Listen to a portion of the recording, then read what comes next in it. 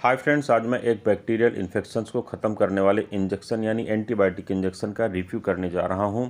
एमिसेक 250 milligram injection brand name से यह market में उपलब्ध होता है। Shreya life sciences private limited के द्वारा इसका प्रोडक्शन किया जाता है। कीमत की अगर बात करें तो 2 ml का एक वायल मार्केट में 7 रुपीज़ का उपलब्ध होता है। फ्रेंड्स, अगर अभी तक आपने मेरे चैनल को सब्सक्राइब नहीं किया है तो प्लीज़ चैनल को सब्सक्राइब कर लें, बेल आइकन को भी प्रेस करें ताकि आने वाले सारे वीडियोस की नोटिफिकेशंस आप तक आ जाएं और आप मेरा कोई भी वीडियो को मिस ना करें। अगर आपने इस प्रोडक्ट को इस्तेमाल किया है तो आपके क्या क्या एक्सपीरियंसेस रहे हैं कमेंट सेक्शन पर लिखकर मुझे ज़रूर बताएँ। आइए फ्रेंड्स, वीडियो को शुरू करते हैं। सबसे पहले देखते हैं इसके कंपोजिशन के बारे में। तो फ्रेंड्स, इसमें एमिकासिन 250 मिलीग्राम की मात्रा में उपलब्ध होता है। अब देखते हैं फ्रेंड्स इसके कुछ वैकल्पिक ब्रांड्स के बारे में। तो फ्रेंड्स, एमिसेक 250 मिलीग्राम इंजेक्शन जिसे Shreyas life sciences private limited के द्वारा बनाया जाता है। कैचमिक 250 इंजेक्शन जिसे कैचेट फार्मास्यूटिकल्स प्राइवेट लिमिटेड के द्वारा बनाया जाता है।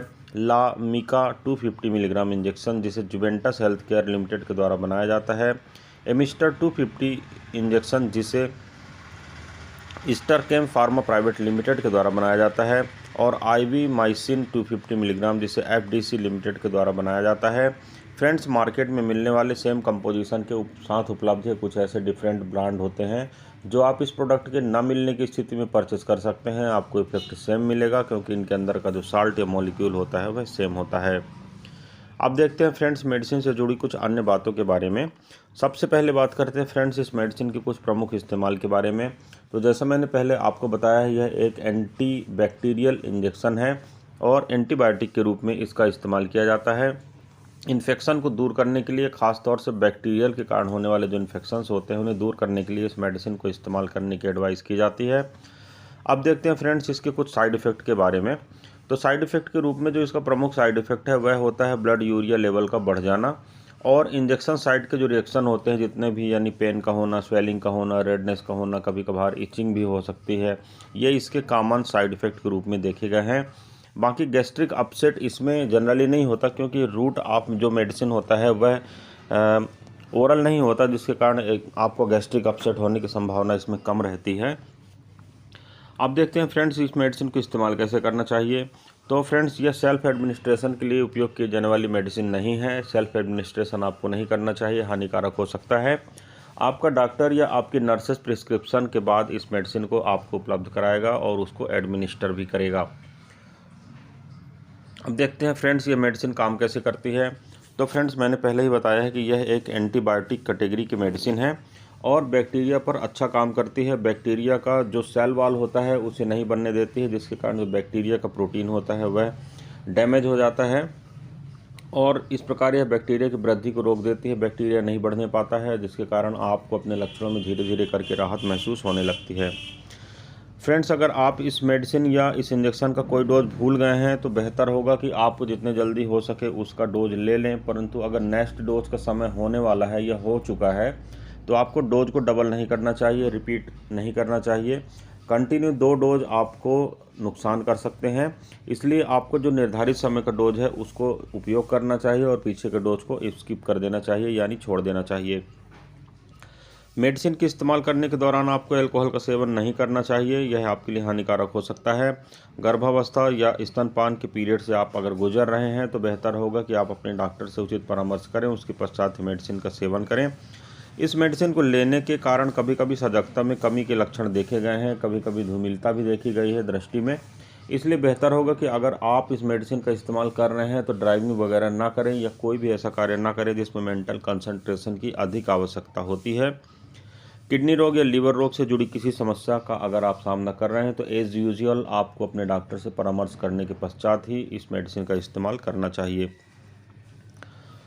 अब फ्रेंड्स, बात करते हैं इस मेडिसिन से जुड़ी कुछ और बातों के बारे में। तो इसका जो पीरियड होता है वह लगभग 7 से 10 दिन का होता है, परंतु अगर आपको अपने लक्षणों में राहत महसूस होती है तो आपका डॉक्टर इस कोर्स को कुछ कम कर सकता है। आपको सेल्फ एडमिनिस्ट्रेशन या सेल्फ मेडिसिन के डोज एडजस्टमेंट करने की बिल्कुल भी ज़रूरत नहीं है। कभी कभी ऐसा भी हो जाता है कि आपको 1 या 2 दिन या 3 दिन इंजेक्शन लेने के बाद अपने जो लक्षण होते हैं उनमें आपको राहत महसूस होती है और आप मेडिसिन को क्विट कर देते हैं, यानी बंद कर देते हैं। इससे होता यह है कि बैक्टीरिया जो होता है वह रेजिस्टेंट हो जाता है और फिर अगर फिर से वही बैक्टीरिया का अटैक होता है तो फिर ये मेडिसिन आपके शरीर में काम करना बंद कर देती है या धीमा काम करती है। इसलिए बेहतर होगा कि आप अपने डॉक्टर की एडवाइस के बाद ही कोई स्टेप लें। आपको स्वयं खुराक में किसी भी प्रकार का बदलाव नहीं करना चाहिए। इस मेडिसिन को हालांकि यह सेफ इंजेक्शन माना जाता है, फिर भी अगर किसी प्रकार के कॉम्प्लिकेशंस आपको होते हैं, साइड इफ़ेक्ट अगर होते हैं, दुष्प्रभाव किसी प्रकार के डेवलप होते हैं तो आपको इस बारे में डॉक्टर से उचित परामर्श अवश्य करना चाहिए। इस मेडिसिन को रखने के लिए आपको यही एडवाइस किया जाता है कि आप जब तक इस इंजेक्शन का इस्तेमाल ना हो तो इसे ना खोलें, या इस्तेमाल हो चुकने के पश्चात आपको अच्छी तरह से एयर टाइट कंटेनर में इसको रखना चाहिए और जब आवश्यक हो तभी इसको निकालना चाहिए। यूज हो जाने के बाद इसके जो कंटेनर होता है उसको अच्छी तरह से आपको डिस्पोज करना चाहिए। मेडिसिन का कोई कंटेंट अगर काम नहीं कर रहा है, मैं जनरली हर मेडिसिन के लिए बता रहा हूं, तो कभी कभी लोगों के द्वारा ऐसा सोचा जाता है कि डोज को हम अधिक बढ़ा दें तो मेडिसिन अच्छा काम करेगी। तो फ्रेंड्स, डोज को बढ़ाने से काम अच्छा होगा या नहीं होगा इसलिए तो मैं सर्टेन नहीं हूँ, परंतु आपको नुकसान ज़रूर हो जाएगा अगर डोज बढ़ाने से। इसलिए जो रिकमेंडेड डोज होती है उसी को आपको इस्तेमाल करना चाहिए। अपने मन से मेडिसिन को इस्तेमाल नहीं करना चाहिए, यह आपके लिए हानिकारक हो सकता है। इंजेक्शन के भंडारण के बारे में मैं आपको बता देना चाहता हूं कि इसे अच्छी तरह पैक करके कंटेनर में रखना चाहिए, किसी भी तरह से लूज पैकिंग नहीं करना चाहिए। इस्तेमाल करने से पहले उसके एक्सपायरी डेट को चेक कर लेना चाहिए। अगर आप इस्तेमाल करने के बाद इसके कर्टन या किसी प्रकार के बॉटल या वायल को डिस्पोज कर रहे हैं तो अच्छी तरह से चेक कर लें कि किसी छोटे बच्चे के लिए यह नुकसानदायक ना हो। ऐसी स्थिति में इसका निपटान करें।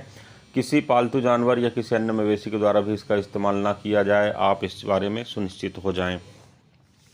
अगर मेडिसिन को उपयोग करने के बाद भी किसी प्रकार के लक्षणों में बेहतरी आप महसूस नहीं कर रहे हैं तो इसके लिए दो चीज़ें मैं कहूँगा कि पहले तो आपको पूरा कोर्स कंप्लीट करना चाहिए। इसका कोर्स मैंने पहले ही बताया लगभग 7 से 10 दिन का रहता है, इसलिए 1 दिन या 2 दिन आप इंजेक्शन का इस्तेमाल करें और अगर आपको रिजल्ट नहीं मिलता है तो आपको निराश नहीं होना चाहिए। इसका कोर्स को कंप्लीट करना चाहिए, उसके बाद किसी डिसीजन पर पहुंचना चाहिए। उसके बाद भी अगर किसी प्रकार का रिस्पांस आपको नहीं मिल रहा है तो आपको बेहतर है कि आप अपने डॉक्टर से परामर्श करें, उसके पश्चात ही मेडिसिन को बंद करें। अचानक से मेडिसिन को बंद आपको नहीं करना चाहिए। इसकी डोज को बदला जा सकता है या किसी प्रकार की अन्य वैकल्पिक मेडिसिन को सजेस्ट किया जा सकता है, यह डॉक्टर के द्वारा ही किया जाएगा, इसलिए सेल्फ मेडिकेशन की कोशिश आप ना करें। और फ्रेंड्स, कभी कभी यह भी पूछा जाता है कि मेडिसिन के इस्तेमाल करने के दौरान क्या हम अल्कोहल का सेवन कर सकते हैं। तो फ्रेंड्स, मैं आपको बता देना चाहता हूं कि किसी भी प्रकार की मेडिसिन को अल्कोहल के साथ इस्तेमाल नहीं करना चाहिए। मेडिसिन उपयोग करने के आगे या पीछे भी अल्कोहल का इस्तेमाल नहीं करना चाहिए, क्योंकि अल्कोहल एक केमिकल कंटेंट होता है और किसी भी प्रकार के केमिकल इंटरेक्शन की संभावना रहती है और किसी भी प्रकार की परेशानी में आप पड़ सकते हैं, किसी भी प्रकार के कॉम्प्लिकेशन का सामना आपको करना पड़ सकता है। इसलिए बेहतर होगा कि जिस दौरान आप मेडिसिन का इस्तेमाल कर रहे हैं तो अल्कोहल का इस्तेमाल बिल्कुल ना करें। तो फ्रेंड्स, यह था एक छोटा सा विवरण मेडिसिन के ऊपर। मैं उम्मीद करता हूँ फ्रेंड्स ये वीडियो आपको पसंद आया होगा।